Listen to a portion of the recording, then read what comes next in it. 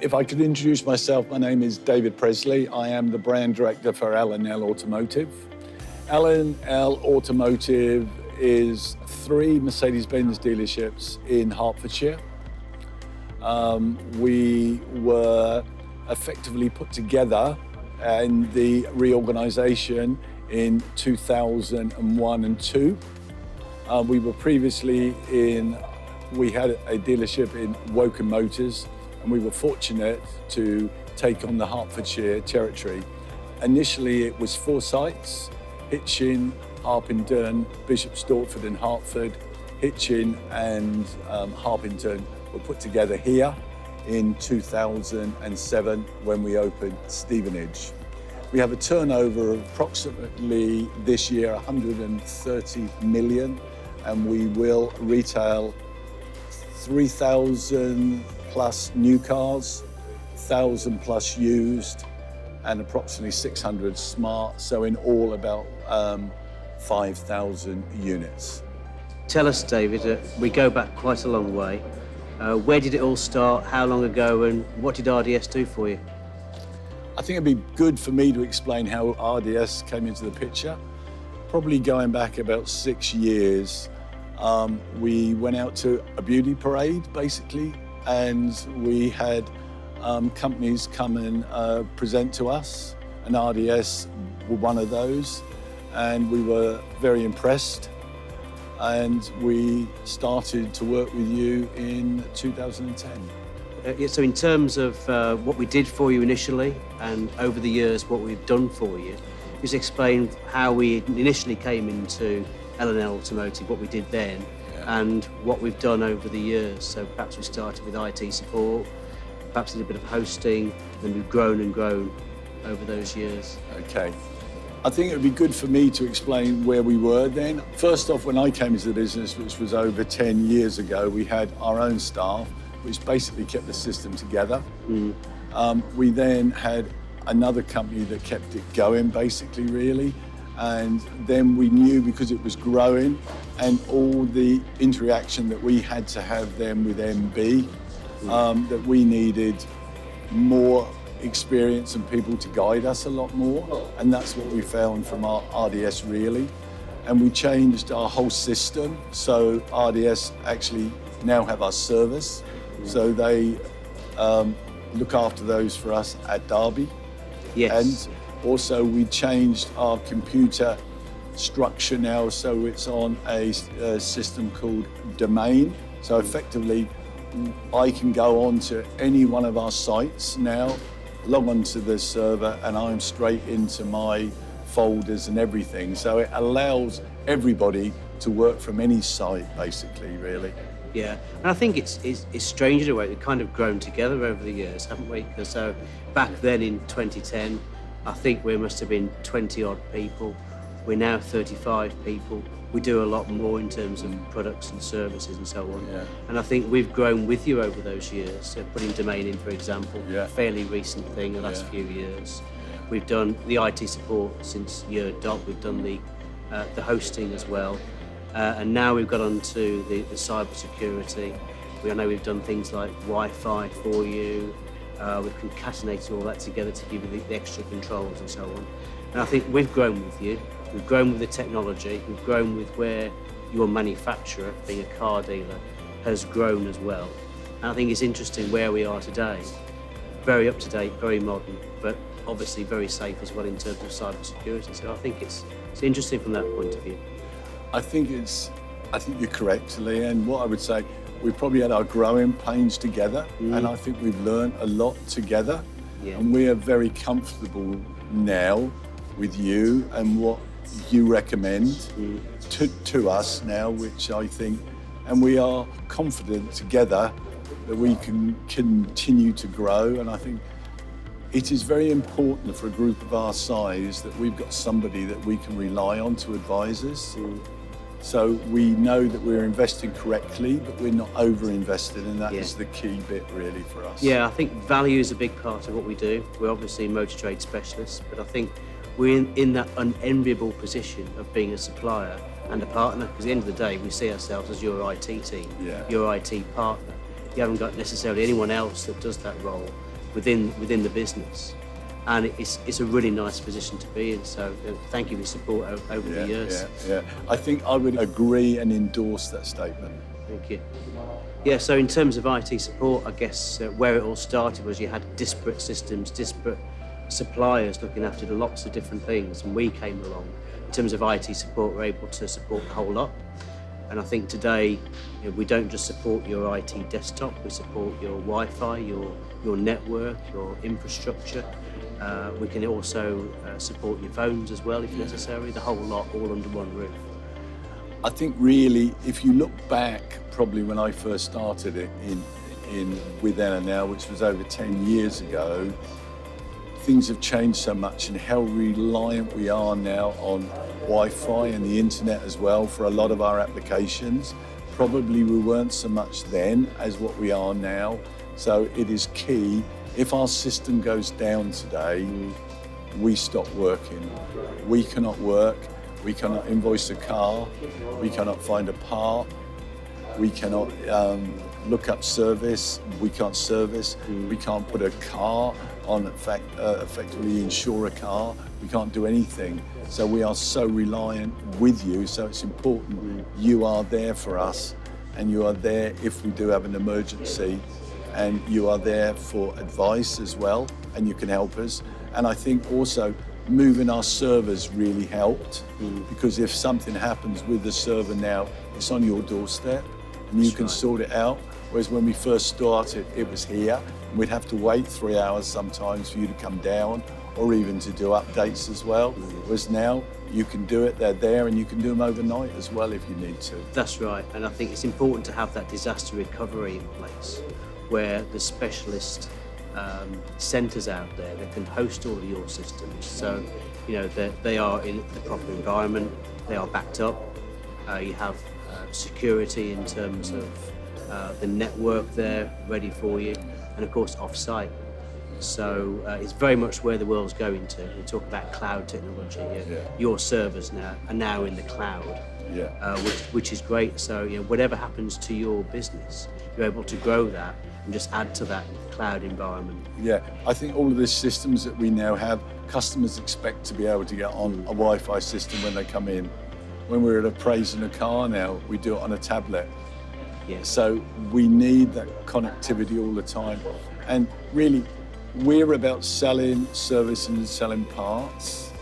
And we need to have peace of mind that we've got a company that works for us and can keep us going, so to speak, really, with all those systems for us. Because that is, and we must have confidence, and that's what we've got with RDS. Yeah, and I thank you for that, but that's obviously where we came from. So almost 20 years ago now, we were the IT team for a large company called Pentagon, and we broke away from that. So we understand your pains, your frustrations in the motor trade, and I think we're best placed really to give you that extra bit of service that no other IT company can give you, because we understand the business so well. Yeah, and I think also it's to guide us for the future. It's to tell us where it's going and what we need to do, and I think that's the hard bit really for us, is to make sure we are going to make the right investment decisions as we go forward. Yes. In the next 5 to 10 years. Yeah, I think because we work so closely with the motor trade, we can see where the motor trade is going. And certainly over the last few years, we've seen that motor trade needed more and more bandwidth because of videos, because of Wi-Fi, because of people using far, far more bandwidth for downloads for cars, for example. We've seen the need for more and more bandwidth, and that's why we're today working with you on boosting your network to cope with the additional data that you need. And it's important, you're right, to look in the next 3 years, because these things are 3-year cyclical events that we have to obviously keep you informed as to where it's going and give you good advice so you're not throwing good money after bad. Yeah. A year ago now, we were talking to yourselves about cyber insurance and cyber security. What was it from your perspective that enabled us then to come along and look at your cyber security? I think, to be quite honest, I don't think we really understood what it was. But the more business meetings that I go to now, I hear some horror stories really about cyber security. So it was very good that RDS could explain to us what the risks were, and then to actually analyse our system, our controls, and advise us so they could get us up to speed to ensure that our risk is as low as it can be, basically. Yeah. And of course, the important thing is, if you do get a breach, you need insurance to mitigate against it. Yeah. And that's where we come in terms of giving the advice and the standards behind all that, so you can get insurance and you know yourself that you've got the right policies, procedures and technology in place to guard against a data breach. Yeah. And actually, cyber essentials and cyber security is a bit of a misnomer. It's actually about data security. And data security, GDPR as we know it now, which is General Data Protection Regulation, is already in place. It will come into full effect in May 2018. And that's where the ICO, the Information Commissioner's Office, would actually start handing out fines. Of course, it does so now, but to a lesser degree. They hand out hefty fines for any data breach, which you must report to the ISO in a certain time frame. So the world is changing in terms of data security. You need to think about who's going to staff that from your point of view. There should be a data security officer, which is a protected position for 2 years. So it's getting very serious with data protection. When we think about data in the motor trade, you may think, well, we've got a DMS, we've got a dealer management system, so all the data's on that, that's fine. But that's actually where it's held. And actually, we've got a franchise agreement. And in the franchise agreement, it actually says on there that the franchisee, or the franchisor, the manufacturer, owns that data. Well, they're the data owner, but you are actually the data controller, and that's where all the responsibilities actually lie. So we talk about cyber security, we're talking about data protection. We're not just talking about the technology bit, which of course we're good at. We're talking about the policies, the procedures, and making sure that the lowest common denominator, which is the human being, of course, is mitigated against with all the right framework in place. Yeah, I think it was good that you came in and really, I wouldn't use the word audit our systems and advised us, because until you really do that, you don't really know where your risk elements are. And we're pleased that you've now done that, and that gives us confidence going forward that we've done as much as we really can. But I don't think it's something you do once. I think it's an ongoing control that we have to ensure. As people get more clever at what they do, we have to understand that we understand the risks going forward as well. It very much is. So every year we will look at your policies, your procedures and your technology to make sure you're up to the optimum level. And of course the criminals, their technology is up here and everyone else is slightly here. So, it's that constant cat and mouse that we're trying to chase all the time. So, it's in our interest to make sure that you're safe, and in your interest, of course, to keep all your data protected from a data breach in the future. Which I hope we never have to use the insurance. I agree with that. But that's why cyber insurance is so prevalent right now. And very much like your home insurance, you've got to have the right conditions, the right things in place in order to get insurance in the first place. So your home insurance, have you got locks on the doors? Have you got locks on your windows? Those sort of things. So it's very much the same with cyber insurance. Have you got the right policies, procedures? Are your staff educated enough to understand what spear phishing is, what social engineering is, what ransomware is? And that's the biggest area. And of course, we've put things in place with you, haven't we, to mitigate against the actual physical threat from cyber criminals. Yeah. And if you think about why are we doing this, and why is the government actually putting so much money into cyber essentials? Well, it's all about keeping the money in the UK. So Philip Hammond only 2 weeks ago said, we're putting £2 billion into cyber security in this country. And the only reason he's doing that is to keep gbuk.com, all the money in there rather than another country, because thousands and thousands of pounds goes missing every single week just for the motor trade alone. And it's not staying in the country, it's going somewhere else. I don't see the audit as a one-off event and forget about it. It has to be an ongoing process with you to keep us up to date, so we don't fall foul of any cyber criminals. Indeed, and we are accredited by an independent body, IASME, so we have to keep up to date with the latest events in cyber security and data protection. So we have a duty of care to you as a customer and a client to keep you up to date and audit you every single year, make sure you've got all the right framework in place to mitigate against that. So we've come a long way from the pickpockets of yesteryear to 2016, 2017 right now, and thinking about the sort of criminal that was back then and where we are now and where it will be in the future. What's your view on this side of things, David? I think the older crimes would have been stolen bankers' drafts, and we learnt about those because we could ring the bank and get them checked. Or we'd have people ringing our accounts department to say they're the bank and the money's in place. And we would put processes in place to actually ring the bank direct, and we would ring them on our number, not a number they're given us. I think the technology and everything has moved so much more than that. When you look back, they were quite simple things that we could address very quickly. This is, you don't actually know that somebody is taking your money or sending an email to somebody to say transfer the money, maybe to the wrong bank account. You don't know that today, really, until somebody says, where is the money gone? Or we're saying to the customer, basically, we haven't had your funds, and the customer's saying, yes, I have. They have been, So things have changed, really. Whereas before, we could sort it pretty quickly. Today, you don't even actually know it's happened.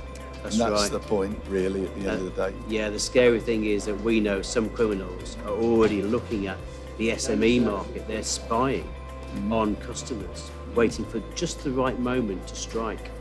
And when they do, they take it for as much as they can. Yeah. That is scary in itself. But we think we all lead very, very busy lives nowadays, and we want convenience. And the convenience of an email, the convenience of tapping your card and just paying for something like that. There's a price to pay with that convenience. Yeah, you also have to be very careful with stolen credit cards as well, or criminals there as well. So we have a lot of processes in place with our staff because we're a small group of 3 dealerships. So if we see anything like that, we have a process in, our account staff will pick the phone up and talk to the individual that sent the email. So just to make sure, and we're very much, if we're not sure, we double check everything today, and that's what we have to do. Yeah, so you do need the human element who is on their mettle at all times. Yes. So we're seeing at the moment a lot of press talking about data breaches. Recently we've had TalkTalk. They were fined by the ICO. They were fined £1,000 for a data breach, which equated to something like £174 per record. We've had Sage breach recently, and a whole host of others. When you think about GDPR, when it comes into effect in 2018, that fine will actually be 4% on global turnover. So if you're TalkTalk, for example, that same fine of £1,000 would actually be £74 million. So a lot of money. Now, I think it will actually be capped at a mere £20 million. But all the same, if you think about the motor trade and that fine being £174, it could equate to a service right now. But 4% fine on global turnover, you know how much the motor trade makes or doesn't. That could actually take somebody out. So I think it's a very serious area to think about in terms of motor trade. The point that I would say to you is the average standard which you aim for in a business is a 2% return, 2.5% return. Yeah. So when you talk of 4%, I think you can work out your own figures what that would mean to a group's profit for a whole year. Yeah, it is. And I think this is why the manufacturers are getting very hot on data protection. Right now, they're drawing up legislation behind it to make sure that the dealers are ready for this, because they can't afford dealers to go by the wayside. And I think the motor trade is actually targeted as well as the solicitors trade as well, because large sums of money go to and from end users. So, for a criminal to pick that off, it's easy pickings if you've got the right environment to do that. So it's very important. I think that's why we're pleased that you've done the audit on our systems. Good. And you're going to give us ongoing training as well. Yes. And advice, and I think that's key, really. Good.